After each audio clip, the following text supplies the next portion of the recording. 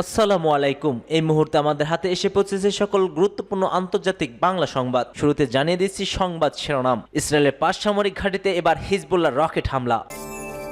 অন্যদিকে ট্রাম্পকে হত্যার চেষ্টা করেনি ইরান, তেহরানের পাঠানো চিঠি। এরপরে জানিয়ে দিচ্ছি কুমায় ছিলেন খামেনি, তার উত্তরসূরি হিসেবে কে এবার তার দায়িত্ব পালন করবেন। আরো জানিয়ে দেব ইসরায়েলি গণহত্যা তদন্তের আহ্বান পোপ ফ্রান্সিস। এবং সর্বশেষ জানিয়ে দিচ্ছি ইউক্রেনের রাশিয়ার ক্ষেপণাস্ত্র হামলা 2 শিশু সহ নিহত অন্তত 10 জন। এতক্ষণ শুনছিলেন সংবাদ শিরোনাম, এবার বিস্তারিত। ইসরায়েলের 5 সামরিক ঘাঁটিতে হিজবুল্লাহর রকেট হামলা। হিজবুল্লাহর পক্ষ থেকে জানানো হয়েছে তাদের যোদ্ধারা হাইফার একটি প্রযুক্তিগত ঘাঁটি, হাইফা নৌঘাঁটি, স্টেলা ম্যারিস নৌঘাঁটি এবং এর আশেপাশে 2টি সামরিক ঘাঁটিতে একযোগে হামলা চালায়। হামলা লক্ষ্যবস্তুর মধ্যে একটি গ্যাস স্টেশন এবং ক্ষেপণাস্ত্রের গোদামও ছিল।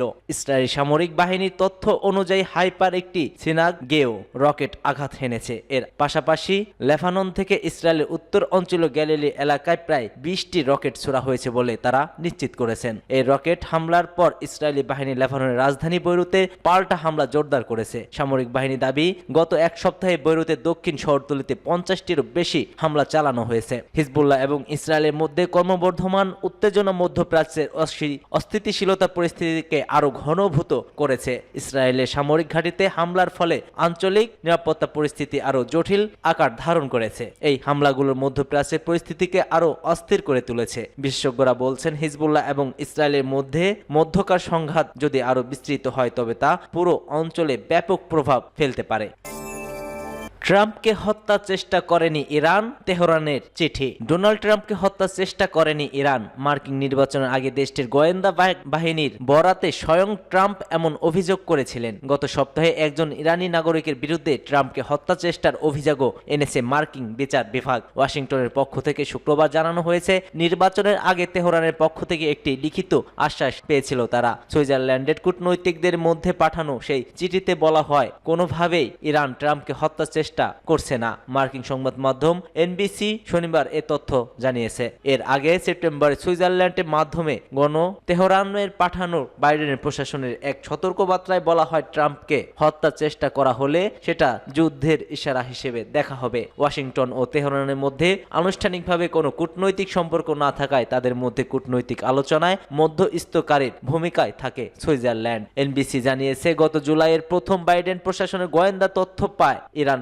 ট্রাম্পকে হত্যা চেষ্টা করেছে। এরপর ট্রাম্পের নিরাপত্তা উপর জোর দেয় পেন্টাগন। সেপ্টেম্বরে ট্রাম্প নিজেও দাবি করেন ইরানের তরফ থেকে বড় আকারের হুমকি রয়েছে। গত সপ্তাহে ফরহাদ শাকেরি নামের একজন ইরানি নাগরিকের বিরুদ্ধে ট্রাম্পকে হত্যা চেষ্টার অভিযোগ আনে মার্কিন বিচার বিভাগ। ওয়াশিংটনে পাঠানো লিখিত বার্তায় সোলাইমানিকে হত্যা নিয়ে ক্ষোভ প্রকাশ করা হয়েছে। একে একটি অপরাধমূলক কাজ হিসেবে অভিহিত করা হয়েছে। তবে এই অপরাধের জন্য আন্তর্জাতিক আইন মেনে বিচার চায় ইরান।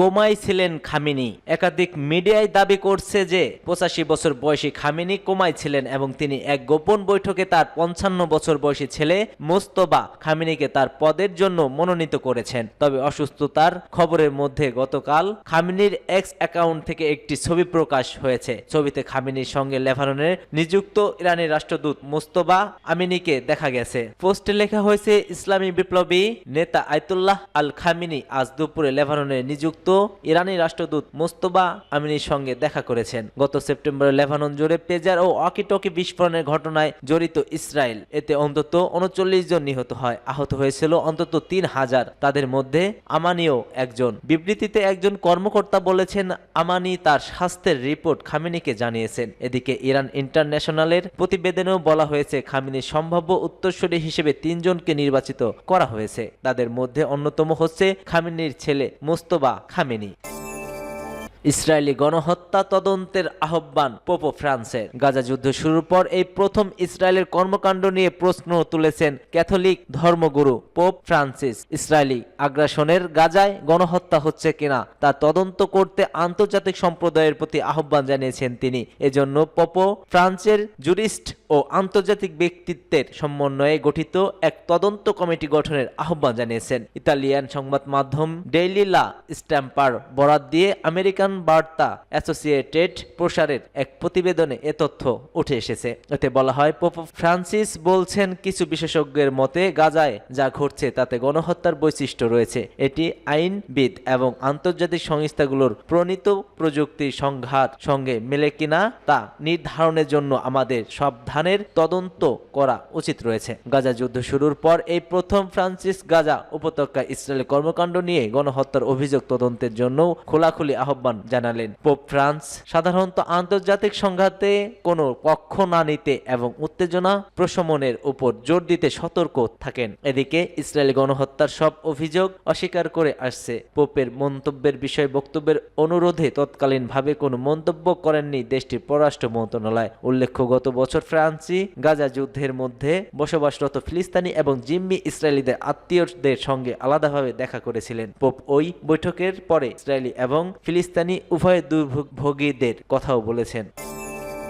ইউক্রেন রাশিয়ার ক্ষেপণাস্ত্র হামলা 2 শিশুসহ নিহত 10। ইউক্রেনের উত্তর অঞ্চলীয় শহর সুমিতে একটি আবাসিক ভবনে ক্ষেপণাস্ত্র হামলা চালিয়েছে রাশিয়া। এতে 2 শিশুসহ 10 জন নিহত হয়েছেন বলে জানিয়েছেন কিয়েভ। এছাড়া ওই অঞ্চলের একটি প্রশাসনিক ভবনকে পাশে থাকা বিদ্যুৎ কেন্দ্রে লক্ষ্য করে আরেকটি ক্ষেপণাস্ত্র হামলা চালায় রাশিয়া। এতে প্রশাসনিক ভবনটি বিদ্যুৎ বিচ্ছিন্ন হয়ে পড়ে। খবর রয়টার্সের। সুমির কাউন্সিলর এক টেলিগ্রাম বার্তায় জানিয়েছেন, 9 তলা ভবনে লক্ষ্য করে রাশিয়া ক্ষেপণাস্ত্র হামলা চালায়। এতে 8 জন শিশুসহ আরো 55 জন আহত হয়। সুমির স্বামীর প্রশাসনের প্রধান ভলোদিমির আর্তিউক বলেন, রাশিয়ার হামলায় সুমি শহর থেকে পরিণত হয়েছে নরকে। তিনি আরো বলেন যে রাশিয়ার চালানো ক্ষেপণাস্ত্রে একটি গুরুত্বপূর্ণ স্থাপনায় আঘাত হেনেছে। এতে ওই এলাকায় বিদ্যুৎহীন হয়ে পড়ে। ইউক্রেনের রাষ্ট্রীয় বিদ্যুৎ সেবা টেলিগ্রাম বার্তায় জানিয়েছে, উদ্ধারকর্মী সহ সব ধরনের প্রয়োজনীয় সহযোগিতা ঘটনাস্থলে মোতায়েন করা হয়েছে। এছাড়া ওই এলাকা থেকে 400 জনকে সরিয়ে নেওয়া হয়েছে। ইউক্রেনের স্টেট এমার্জেন্সি সার্ভিস কর্তৃপক্ষ টেলিগ্রামের শেয়ার করা ছবিতে দেখা গেছে, ফায়ার সার্ভিস কর্মীরা ভবনটির আগুন নেভানোর কাজে করে যাচ্ছে এবং উদ্ধার কর্মীরা ভবনের আটকা পড়াদের উদ্ধারের চেষ্টা চালাচ্ছে। আরেকটি ছবিতে দেখা যাচ্ছে বহুতল ভবনটির দরজা জানালা উড়ে গেছে এবং এর অগ্রভাগ ব্যাপকভাবে ক্ষতিগ্রস্ত হয়েছে। তবে হামলার বিষয়ে তাৎক্ষণিক কোনো মন্তব্য করেনি মস্কো। এছাড়া 2 দেশেই বেসামরিক নাগরিকদের উপর হামলার বিষয়টি বারবার অস্বীকৃতি জানিয়ে আসছে। তবে 2022 সালে রাশিয়া ইউক্রেন পুরোদমে হামলা শুরু করলে হাজারো বেশি সামরিক মানুষ নিহত হয়েছে।